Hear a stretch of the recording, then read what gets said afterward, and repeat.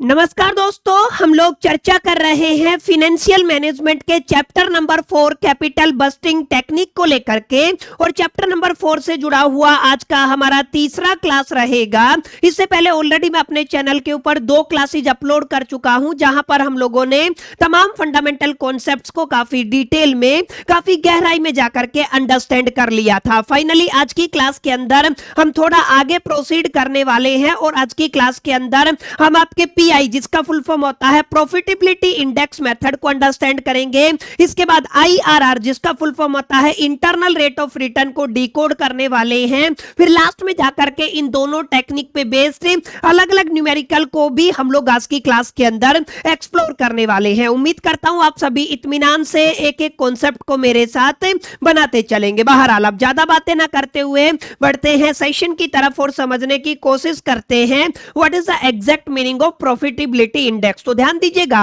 अगर आप सभी को याद हो तो मैंने आपको बताया था सर, जब भी आप लोग कैपिटल बस्टिंग टेक्निक की बात करते हैं तो कैपिटल बस्टिंग टेक्निक का मतलब होता है हमारे पास ना अलग अलग तरीके के सिस्टमैटिक मेथड्स होते हैं, जिनका इस्तेमाल हम लोग अलग अलग प्रोजेक्ट को चूज करने में करते हैं, जहां पे हमें एग्जैक्टली इन्वेस्टमेंट करना चाहिए, जहां पे हमें इन्वेस्टमेंट के ऊपर मैक्सिमम रिटर्न देखने को मिलता है। इसी कड़ी में हम लोगों ने आपकी तमाम कैपिटल बस्टिंग टेक्निक को 2 कैटेगरी के अंदर कैटेगराइज कर दिया था। सबसे पहली कैटेगरी थी जिसको आप लोगों ने ट्रेडिशनल टेक्निक के नाम से जाना या नॉन डिस्काउंटिंग टेक्निक के नाम से जाना, जहां पर आप सभी ने पीबीपी, जिसका फुल फॉर्म होता है पेबैक पीरियड, को पढ़ा। इसके बाद आप सभी ने एआरआर टेक्निक, जिसका फुल फॉर्म होता है अकाउंटिंग रेट ऑफ रिटर्न या एवरेज रेट ऑफ रिटर्न, को आप सभी ने स्टडी किया। इसके अलावा जो सेकंड कैटेगरी है वो क्या है my dear friends, that is a discounted cash flow technique, जिसको आप लोग यहां पर मॉडर्न टेक्निक के नाम से भी जानते हैं। और मैंने पहले भी आपको क्लियर किया था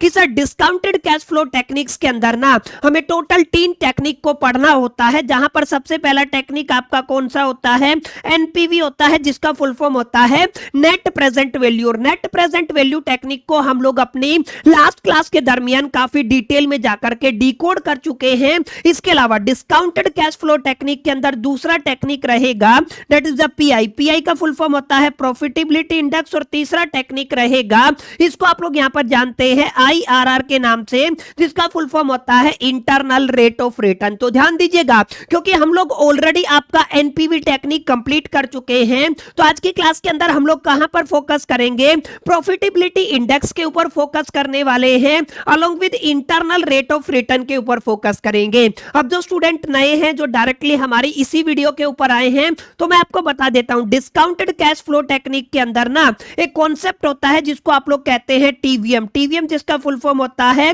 टाइम वैल्यू ऑफ मनी। इस कॉन्सेप्ट को आप लोग क्या करके चलते हैं, कंसीडर करके चलते हैं। और जैसा कि आप सभी को टाइटल के अंदर दिखाई दे रहा है, यहां पर हम लोग बुनियादी तौर पे ना अकाउंटिंग प्रॉफिट को लेकर के चर्चा नहीं करेंगे। यहां पर हम लोग बुनियादी तौर पे आपके कैश इनफ्लो को लेकर के चर्चा करेंगे, कैश आउटफ्लो को लेकर के चर्चा करेंगे। कलेक्टिवली आप लोग कह सकते हो हम लोग यहां पर कैश फ्लो को लेकर के चर्चा करेंगे। और ध्यान दीजिएगा, यहां पर आप लोग क्या करोगे, प्रेजेंट वैल्यू ऑफ मनी को कैलकुलेट करोगे, इसके बाद फ्यूचर वैल्यू ऑफ मनी को कैलकुलेट करोगे। इसी कॉन्सेप्ट को आप लोग क्या कहते हो, टाइम वैल्यू ऑफ मनी के नाम से जानते हो। ठीक है, ये बात आपको क्लियर रही। अब जरा ध्यान दीजिएगा, अगर आप लोग बात प्रॉफिटेबिलिटी इंडेक्स की करते हैं कि सर ये बताइए, ये जो आपने बताया आज की क्लास का जो हमारा पहला टॉपिक रहेगा, जिसको आप लोग प्रॉफिटेबिलिटी इंडेक्स के नाम से जानते हैं, तो कौन कौन से बुनियादी कंपोनेंट रहेंगे जिनको हमें पढ़ना है। देखिए, एनपीवी के अंदर भी सेम कंपोनेंट थे, जिनका इस्तेमाल करके आप सभी ने नेट प्रेजेंट वैल्यू को कैलकुलेट किया था। इसी तरीके से सेम कंपोनेंट का इस्तेमाल करके आप लोग किसको कैलकुलेट करने वाले हो, प्रॉफिटेबिलिटी इंडेक्स को कैलकुलेट करने वाले हो। तो सर 2 कंपोनेंट आपको निकालने हैं अगर आप लोग पीआई को कैलकुलेट करना चाहेंगे। सबसे पहला जो यहां पर कंपोनेंट रहेगा, उसको आप लोग कहेंगे सर आपको present value of cash inflow निकालना है। ये आपको याद रखना है, समझ में आई मेरी बात। सबसे पहले आपको क्या निकालना है, present value of the cash inflow निकालना है। इसके बाद आपको क्या निकालना है sir, present value of cash outflow निकालना है। ठीक है, एक आपका क्या हो गया, इनफ्लो हो गया, एक क्या हो गया, आपका आउटफ्लो हो गया। दोनों की प्रेजेंट वैल्यू आपको लेकर के चलना है। और जितने भी हमारे रेगुलर व्यूअर हैं वो जानते होंगे कि दोनों चीजें हम लोगों ने नेट प्रेजेंट वैल्यू को कैलकुलेट करते वक्त भी निकाली थी। और हमने क्या किया था, नेट प्रेजेंट वैल्यू के अंदर आपके जो present value of the cash inflow है इसके अंदर से कैश आउटफ्लो को माइनस कर दिया था। लेकिन प्रॉफिटेबिलिटी इंडेक्स की अगर आप लोग बात करेंगे ना तो यहां पे इन दोनों चीजों को आपको डिवाइड करना है। क्या करना है, डिवाइड करना है। तो आप लोग क्या कहेंगे, सर जब भी आप लोगों को क्या कैलकुलेट करना हो, पीआई कैलकुलेट करना हो तो हम लोग क्या कहेंगे, सर हम लोग कहेंगे आपको क्या निकालना है, present value of cash inflow निकाल लेना है। यहां पे आप लोग क्या कहेंगे, सर आपने क्या निकाला, present value of cash inflow निकाला, उसके बाद आपने डिवाइड करा दिया जो आपका क्या आ गया, present value of cash outflow. ठीक है, तो आप लोग क्या कहेंगे, सर आपका क्या आ गया है, ये आपका कैश आउटफ्लो आ गया है। दोनों को अगर आप लोग डिवाइड कर देते हैं तो आपको रिक्वायर्ड रिजल्ट मिल जाएगा, जिसको आप लोग यहां पर किस नाम से पुकार रहे हैं, सर प्रॉफिटेबिलिटी इंडेक्स के नाम से पुकार रहे हैं। समझ में आई मेरी बात? तो यहां पर सेम दोनों कंपोनेंट आपको कैलकुलेट करने हैं, that is the present value of the cash inflow and second component रहेगा present value of the cash outflow. एक चीज आप लोग जरूर गौर फरमाइएगा, यहां पर ना हमारे पास 3 रिजल्ट आने की पॉसिबिलिटी है। सर रिजल्ट क्या आ सकता है, अगर आपने पीआई निकाला वो ग्रेटर देन 1 आ सकता है, पीआई आपने निकाला वो आपका लेस देन 1 आ सकता है, पीआई आपने निकाला वो आपका इक्वल टू 1 भी आ सकता है या 0 जो भी कहे ना। ठीक है, 3 सिचुएशन आपके सामने रहेंगी। बुनियादी तौर पे क्वेश्चन आपको कौन सा देखने को मिलेगा, सर आपको ये 2 सिचुएशन देखने को मिलेगी जहां पर आपका प्रॉफिटेबिलिटी इंडेक्स ग्रेटर देन 1 रहता है और प्रॉफिटेबिलिटी इंडेक्स आपका क्या रहेगा, सर लेस देन 1 रहेगा। तो ध्यान दीजिएगा, अगर आपका प्रॉफिटेबिलिटी इंडेक्स ग्रेटर देन 1 आता है तो उस केस में आप लोग आप प्रपोजल को एक्सेप्ट करेंगे, और अगर आपका लेस देन 1 आता है तो उस केस में आप लोग प्रपोजल को क्या कर देंगे, रिजेक्ट कर देंगे। समझ में आया? तो ये मोटा मोटा ओवरव्यू मैं आपको दे रहा हूं, प्रॉफिटेबिलिटी इंडेक्स का मीनिंग क्या रहेगा। समझ में आया? तो ये सारी चीजों को अगर आप लोग ध्यान में रखते हैं तो आपको एक क्लैरिटी मिल गया कि प्रॉफिटेबिलिटी इंडेक्स के अंदर हमें एग्जैक्टली कैसे कैसे मूव ऑन करना है। ठीक है, अब हम चर्चा करते हैं, सर एग्जामिनेशन के पॉइंट ऑफ व्यू से थोड़ा बताइएगा कि हमें लिखना कैसे है। मान लीजिए थ्योरेटिकल क्वेश्चन भी आएगा, फिर न्यूमेरिकल क्वेश्चन भी आएगा। अब इसके बाद जितने भी लेक्चर आपको हमारे चैनल के ऊपर देखने को मिलेंगे वहां पर आपकी किताब के एक एक न्यूमेरिकल को मैं प्रैक्टिस कराऊंगा।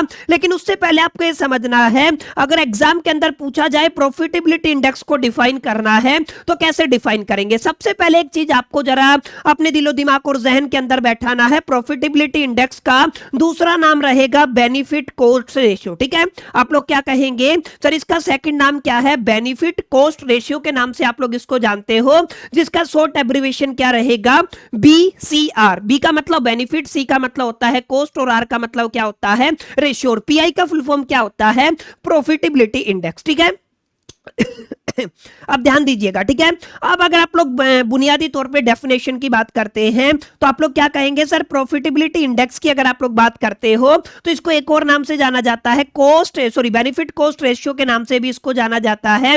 और अपने आप में ये वाला DCF टेक्निक रहेगा, माने डिस्काउंटेड कैश फ्लो टेक्निक रहेगा, जिसका इस्तेमाल करके आप लोग इवेलुएट करते हैं कैपिटल इन्वेस्टमेंट प्रोजेक्ट को। ये मैं आपको क्लियर कर चुका हूं, जितने भी कैपिटल इन्वेस्टमेंट प्रोजेक्ट है उनको क्या किया जाता है, इवैल्यूएट किया जाता है। अब आपको समझना है, सर ये वाला जो बेसिकली मेथड है, ये वाला जो टेक्निक है ना, ये आपका मेजर करता है relationship between the present value of A future cash flow. समझ में आया? ये आपको जरा ध्यान देना है, प्रेजेंट वैल्यू ऑफ द जो आपका फ्यूचर कैश इनफ्लो है और जो भी आपका present value of the cash outflow है, जिसको आप लोग इनिशियल इन्वेस्टमेंट के नाम से भी जानते हैं, दोनों के बीच में रिलेशनशिप क्या रहेगा, दोनों के बीच में संबंध क्या रहेगा, इस चीज को मेजर करने के लिए आप लोग किसका इस्तेमाल करते हैं, कॉन्सेप्ट एक टेक्निक का इस्तेमाल करते हैं, जिसको आप लोग यहां पर प्रॉफिटेबिलिटी इंडेक्स के नाम से जानते हैं। समझे क्या प्रॉफिटेबिलिटी इंडेक्स का मीनिंग क्या होता है? तो बेहद आसान ये डेफिनेशन रहेगी, इसको एक बार आपको जरूर क्लियर करना है। ठीक है, अब यहां पे देखिए एक चीज और है जो आपको जरूर गौर फरमाना है, प्रॉफिटेबिलिटी इंडेक्स इंडिकेट करता है वैल्यू क्रिएटेड पर रुपीज इन्वेस्टेड। ये काफी इंपॉर्टेंट बात रहेगी। ठीक है, आपको ध्यान देना है, ये आपका इंडिकेट करेगा, किस चीज को इंडिकेट करेगा, मैं कलर चेंज कर लेता हूं ताकि आप लोगों को थोड़ा अलग से समझ में आए। सर आपने जो 1 रुपया इन्वेस्ट किया है, पर रुपी जो आपने इन्वेस्ट किया है उसने कितना वैल्यू क्रिएट किया, समझ में आया?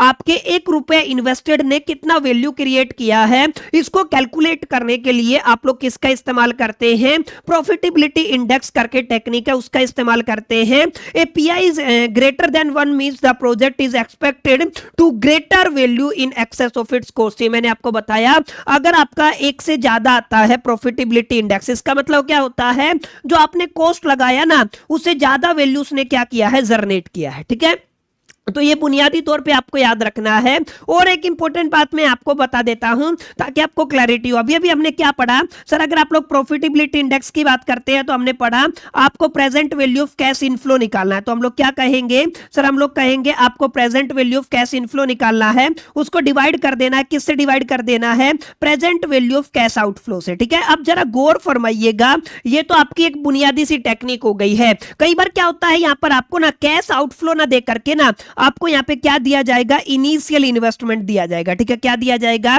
इनिशियल इन्वेस्टमेंट दिया जाएगा। तो हम लोग क्या कर देंगे, इस कैश आउटफ्लो को ना इनिशियल इन्वेस्टमेंट से क्या कर सकते हैं? रिप्लेस कर सकते हैं। तो इसका एक और फॉर्मूला क्या बन जाएगा? Profitability index is the present value of cash inflow. सबसे पहले आप लोग क्या कहेंगे सर, आपका जो भी कैश इनफ्लो है उसका जो प्रेजेंट वैल्यू है उसको डिवाइड कर देते हो। अगर आप लोग किससे डिवाइड करते हो? इनिशियल इन्वेस्टमेंट से डिवाइड करते हो। ठीक है, क्या करते हो? इनिशियल इन्वेस्टमेंट से डिवाइड करते हो। तो जो आपको रिक्वायर्ड रिजल्ट मिलेगा वो रिजल्ट क्या होगा सर? वो आपको प्रॉफिटेबिलिटी इंडेक्स देगा। क्लियर? ये आपको याद रखना है कि प्रॉफिटेबिलिटी इंडेक्स के दोनों फॉर्मूले सही रहेंगे, कोई भी फॉर्मूला गलत नहीं है। ठीक है, तो ये आपकी डेफिनेशन हो गई, ये आपका फॉर्मूला हो गया। अब यहाँ पे सेम बात मैंने लिखी हुई है, अगर आप लोग जरा गौर फरमाएंगे तो आपको चीजें बेहतर तरीके से प्रेजेंट होंगी। देखिए, प्रॉफिटेबिलिटी इंडेक्स का मतलब क्या है? आपका जो कैश का इनफ्लो है उसका प्रेजेंट वैल्यू आपको चाहिए, जो कैश का आउटफ्लो है उसका प्रेजेंट वैल्यू चाहिए। और मैंने बताया सम केसेस में आपका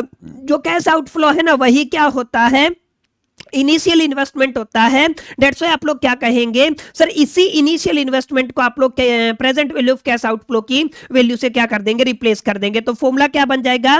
present value of the future cash inflow divided by the, इसको आप लोग क्या कहोगे? Initial investment. ठीक है, क्या कहोगे? Initial investment. अब आपको ध्यान रखना है, कई बार ना आपके एग्जामिनेशन के अंदर क्वेश्चन पूछा जाएगा सर, आपका प्रॉफिटेबिलिटी इंडेक्स और नेट प्रेजेंट वैल्यू के अंदर, क्योंकि दोनों कंपोनेंट का आप लोग इस्तेमाल करते हैं। ठीक है, तो दोनों के अंदर रिलेशन क्या होता है? दोनों के अंदर सीधा सा रिलेशन होता है, वो आपको याद रखना है। ये लिखा हुआ है एग्जैक्टली कि profitability index is equal to the 1 plus में net present value divided by the initial investment. समझ में आया? अब यहां पे मैं आपको थोड़ा सा समझा देता हूं अलग से लिख करके, ताकि आपको क्लैरिटी हो सके। सर, आपने क्या कहा? प्रॉफिटेबिलिटी इंडेक्स है ना वो इक्वल होगा, सबसे पहले आपको 1 ऐड करना है। 1 में क्या करना है? आपको अपना नेट प्रेजेंट वैल्यू को एक तरीके से ऐड करना है। आपको जो आपका इनिशियल इन्वेस्टमेंट है जिसको मैंने आई से रिप्रेजेंट किया है उससे डिवाइड कर देना। ठीक है, अब अगर आप लोग इसको थोड़ा सा टेक्निकली सोचते हैं, ये 1 वाला वैल्यू इधर आएगा, प्लस है तो इधर क्या हो जाएगा? माइनस हो जाएगा। तो आप लोग क्या कहोगे? प्रॉफिटेबिलिटी इंडेक्स माइनस में कितना हो गया? आपका 1 हो गया। इधर क्या रह गया? आपका नेट प्रेजेंट वैल्यू आ गया। और नीचे क्या है सर, जिसको आप लोगों ने क्या बोला है सर? ये हमारे पास इनिशियल इन्वेस्टमेंट है। क्लियर है? ये आपके पास क्या है? इनिशियल इन्वेस्टमेंट है। अगर ये डिवाइड में है तो आपका ये इधर आएगा तो किस में चला जाएगा? मल्टीप्लाई में चला जाएगा। तो आप लोग क्या कहेंगे? उधर हमारे पास बच गया net present value is equal to the, हम लोग कहेंगे सबसे पहले आपको क्या लेना है? इनिशियल इन्वेस्टमेंट लेना है। इनिशियल इन्वेस्टमेंट को आपको प्रॉफिटेबिलिटी इंडेक्स माइनस में 1 से क्या कर देना है? डिवाइड कर देना। समझ में आई मेरी बात जो मैंने तुमको बताया? तो इसी चीज पर माय डियर फ्रेंड्स आपको जरा गौर फरमाना है। समझ में आई? तो ये वाला आपका एक फॉर्मूला बन गया। वैसे दोनों ही फॉर्मूलों का मीनिंग क्या है माय डियर फ्रेंड्स? सेम रहेगा, कोई अलग चीज यहां पे आपको देखने को नहीं मिलेगी। क्लियर है? तो ये वाला फॉर्मूला भी आप लोग लिख सकते हैं जो यहां पे मैंने लिखा है, और ये वाला फॉर्मूला भी लिख सकते हैं। जस्ट यहां पे मैंने इसका रीअरेंजमेंट किया है। ठीक है, क्लियर रहा? तो ये फॉर्मूला आपको याद रखना है कि दोनों के बीच में रिलेशन क्या होता है। अब इस फॉर्मूले को अगर आप लोग समझेंगे तो आपको बेटर क्लैरिटी होगा। 1 प्लस में नेट प्रेजेंट वैल्यू अपॉन में इनिशियल इन्वेस्टमेंट, या फिर net present value is equal to the profitability index minus में 1 मल्टीप्लाई में इनिशियल इन्वेस्टमेंट। ठीक है, समझ में आया? तो ये फॉर्मूले हैं जिनको आपको याद रखना है, याद करके अपने दिलो दिमाग और जहन के अंदर बैठा लेना है, ताकि जब भी क्वेश्चन आपसे पूछा जाए ना आप लोग उसको बिल्कुल इजीली सिंपल स्टेप का इस्तेमाल करके टैकल कर सके। ठीक है, अब यहां पे जरा गौर फरमाइएगा। सर, यहां पे डिसीजन रूल किसके ऊपर डिपेंड करेगा? मैंने बताया ना 3 सिचुएशन आएंगी। 3 सिचुएशन कौन कौन सी मैंने आपको बताई थी? सर, सबसे पहला क्या आएगा? प्रॉफिटेबिलिटी इंडेक्स आपका 1 से बड़ा हो सकता है। 1 से बड़ा होता है तो आप लोग क्या कहेंगे माय डियर फ्रेंड्स? उसको एक्सेप्ट कर लेंगे। क्या कर लेंगे? आपका प्रोजेक्ट, आपका प्रपोजल क्या हो जाएगा? एक्सेप्ट हो जाएगा।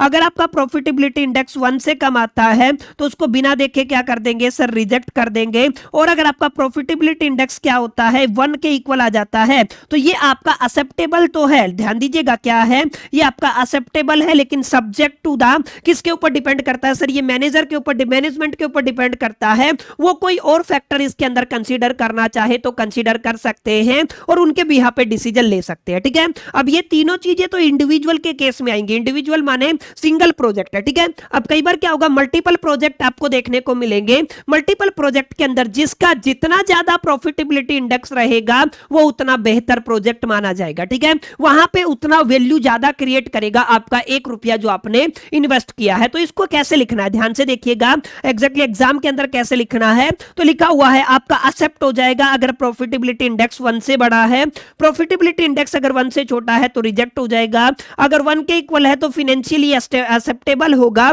लेकिन यहाँ पे और अलग अलग फैक्टर को मैनेजमेंट कंसीडर कर सकता है। अब यहाँ पे ध्यान दीजिएगा, व्हेन फंड आर लिमिटेड, अगर आपकी ऑर्गेनाइजेशन के अंदर फंड लिमिटेड है, the project with the highest pi is preferred, ये आपको ध्यान रखना है। आपके पास 3-4 प्रोजेक्ट है, ठीक है, जिसके अंदर भी मैक्सिमम पीआई आपको देखने को मिले, प्रॉफिटेबिलिटी इंडेक्स देखने को मिले, आपको आंख बंद करके वहां पर इन्वेस्टमेंट डाल देना, समझ में आया, अगर आप लोग पीआई को कंसीडर करना चाहते हैं, ठीक है।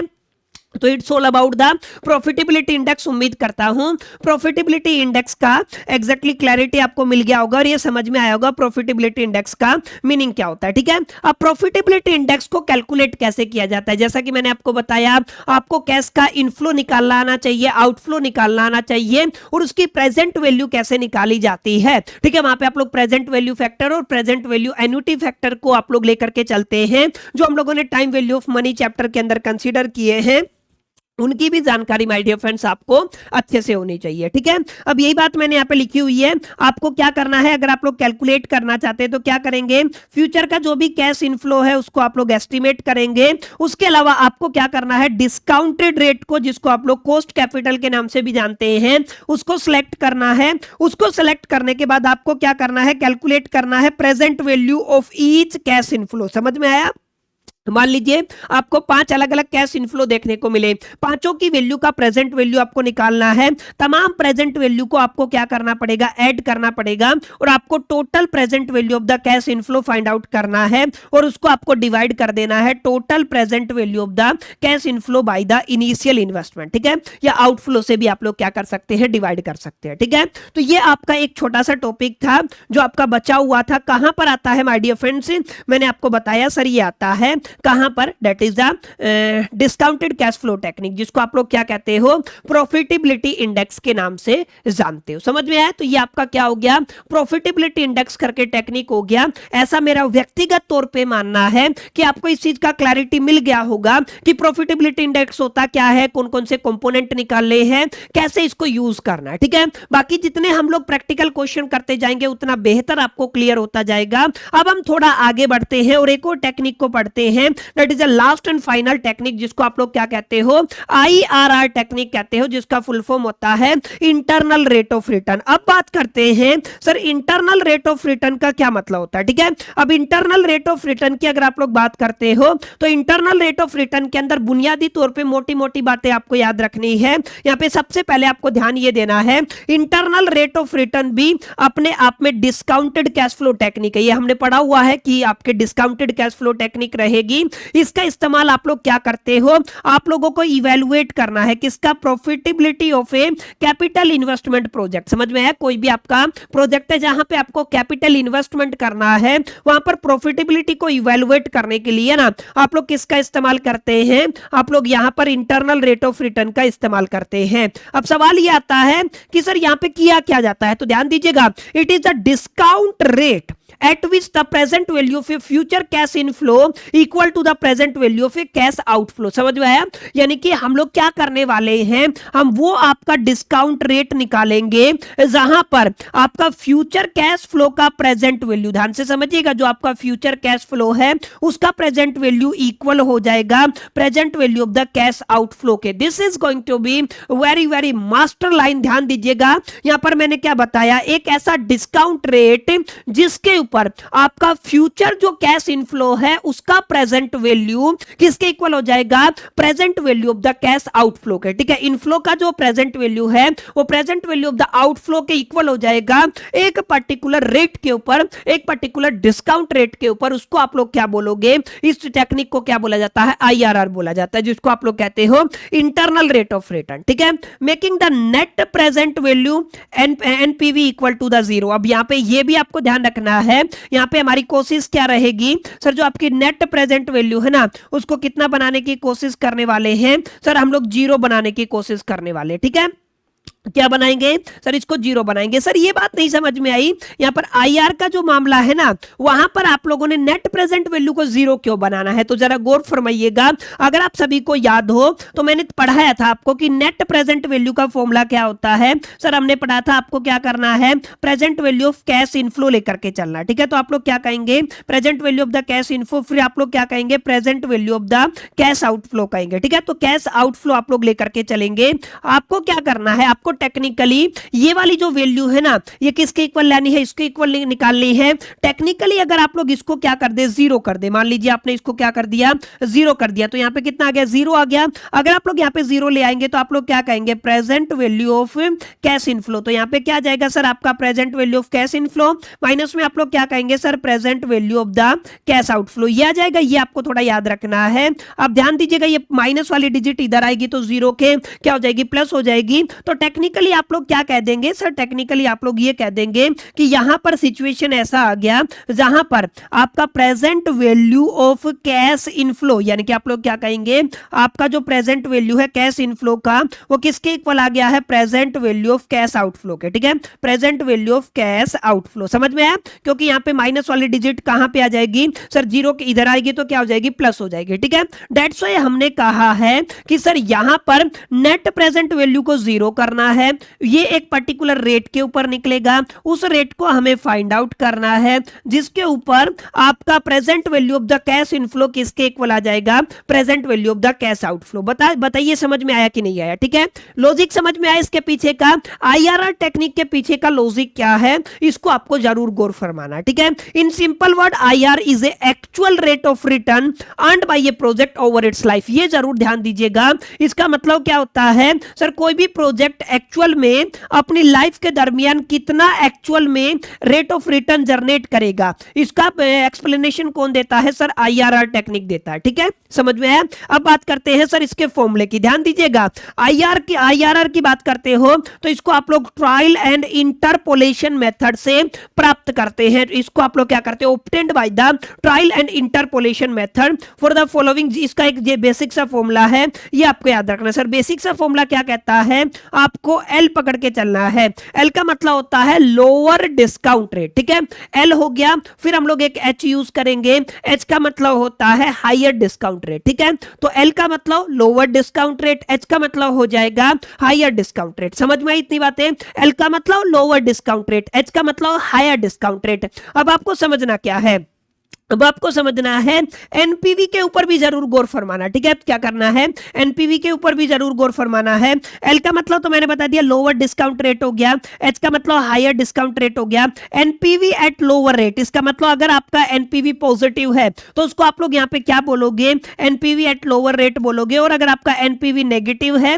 तो उसको आप लोग यहाँ पे एनपीवी एट हायर रेट बोलोगे। क्लियर, ये दोनों बातें आपको समझ में आई, ठीक है। अब आपको ध्यान क्या देना सर, इसका फॉर्मूला क्या कहता है सर, फॉर्मूला कहता है आपका जो लोअर डिस्काउंट रेट है प्लस में आपको क्या करना है, आपका जो पॉजिटिव एनपीवी है, क्या है, पॉजिटिव एनपीवी है, उसको डिवाइड कर देना है। जो आपका पॉजिटिव एनपीवी माइनस में जो नेगेटिव एनपीवी आया है ना, इसमें से माइनस कर देंगे और मल्टीप्लाई कर दोगे आप लोग हायर डिस्काउंट रेट माइनस में लोअर डिस्काउंट रेट। अब इसको कैसे लिखा जा सकता है ये जरा गौर फरमाइएगा। देखिए, अगर आपको निकालना है आईआरआर टेक्निक, ठीक है, क्या निकालना है सर, आपको आईआरआर टेक्निक निकालना है। आईआरआर का रिजल्ट निकालना, तो कैसे निकालेगा, तो ध्यान दीजिएगा सबसे पहले आपको चाहिए लोअर डिस्काउंटेड रेट, ठीक है। फिर आपको क्या करना है सर, आपको एनपीवी निकालना, पॉजिटिव एनपीवी। तो मैं क्या लिख देता हूं सर, मैं यहाँ पे डायरेक्ट ये लिख दूं, आपका क्या ले लोगे आप लोग, पॉजिटिव एनपीवी ले लोगे, डिवाइड भी आपको इसी से करना है, माने आप लोग क्या कहोगे सर, आपका क्या आ जाएगा, पॉजिटिव एनपीवी आ जाएगा,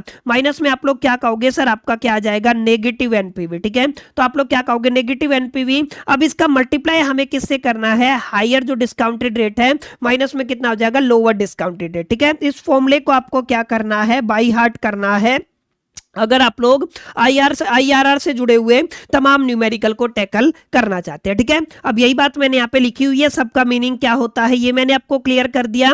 आईआरआर टेक्निक के अंदर हमें करना क्या होता है ये मुद्दा भी मैंने क्लियर कर दिया। एनपीवी 0 क्यों करना है, कि एग्जैक्टली किस तरीके से present value of the cash outflow है और इनफ्लो है वो इक्वल आएगा, इसका भी क्लैरिटी मैंने आपको दे दिया है। आपको क्या करना है सर, आपको इस फॉर्मूले को बाई हार्ट करना है, अपने दिल दिमाग और जहन के अंदर इस फॉर्मूले को उतार लेना है, ताकि आप लोग चीजों को अच्छे से समझ पाए और समझ करके प्रेजेंट कर पाए। समझ में है। अब यहां पे एक चीज को आपको जरूर याद रखना है सर, कैलकुलेशन कैसे किया जाएगा, ये बड़ा मुद्दा है ना। अगर आप लोग कैलकुलेशन करना चाहते हैं तो सबसे पहले आपको इनिशियल इन्वेस्टमेंट को एस्टिमेट करना है और आपका एनुअल कैश इनफ्लो है उसको कैलकुलेट करना, ठीक है।